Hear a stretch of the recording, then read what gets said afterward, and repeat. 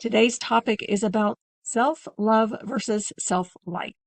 It's easy to tap into that existential existence of unconditional love, that pure divine unconditional love, and like bring that in. We do that all the time, right? In this meditation healing circle, we do it every week, and hopefully you do it every day, if not multiple times a day, and really bring that in and feel that sensation of love and feel that self-love and even take those steps to like take care of your body, take care of your heart, to pamper yourself, to get, fresh foods and clean water and exercise and movement and full breath and all of those beautiful things that you do to love yourself and care for yourself, all that self-care, self-love.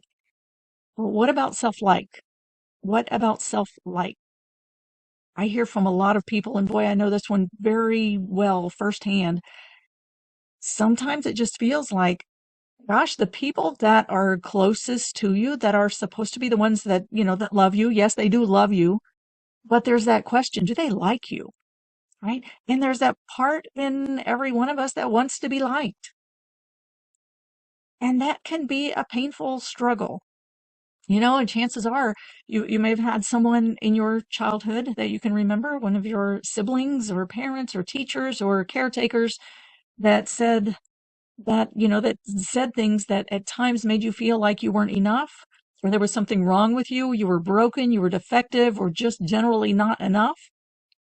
And in my case, I'll tell you, I think what really did it for me, when I was about 2 weeks old, I had heart failure and ended up in the hospital for, 2.5 months, and was given medication at that time that made my baby teeth, when they came in black, like little charcoals. And anytime I would smile, it was this smile of just little black charcoals. And, it's interesting. The thing that came from that is whenever I would go into a room, right? And especially when I was meeting new people, kids, I would smile, right? I would try not to smile, but I would smile. And then they'd all go, "Ooh, what's wrong with your mouth? What's wrong with your teeth?"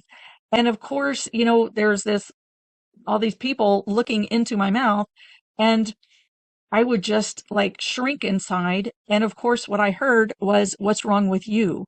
And I felt the disgust, right? As children, we are very sensitive energetically. I felt the disgust and the ooh, gross, and I took that into my psyche in a really deep way.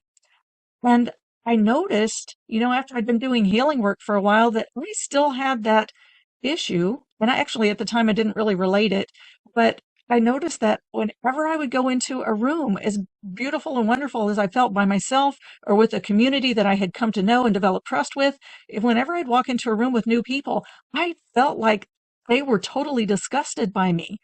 I felt like not only did they not like me, but they were disgusted by me. They hated me, right?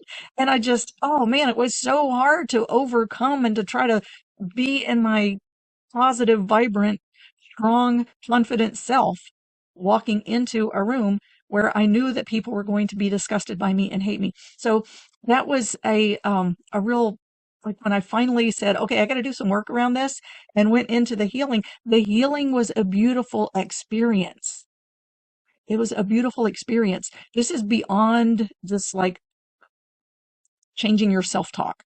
This is getting down into that developmental patterning, that energy body that was developed when you were a child, the template, the energy template, the belief systems and patterns that are woven into your psyche, into your energy body, and really getting into that layer and releasing those things, washing away those patterns, and letting the true you, right, which is the being of light and love and compassion, the true you, letting that emerge and take up the space, right? So washing out that patterning that's not the true you, not reflective of the true you, reaching into the true you and letting that emerge and take up the space, letting your confident, your vibrant, knowing self. Because, you know, the truth is that there are always going to be people who like you, people who don't like you, people who respond positively to you, and people who don't.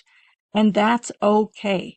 The most important thing is that you find the person inside yourself, that vibrant being inside yourself, and you find that person, and you can be with that person and Like, who is the true you that when you are alone with yourself and your source and your soul, that you say, yeah, this is me.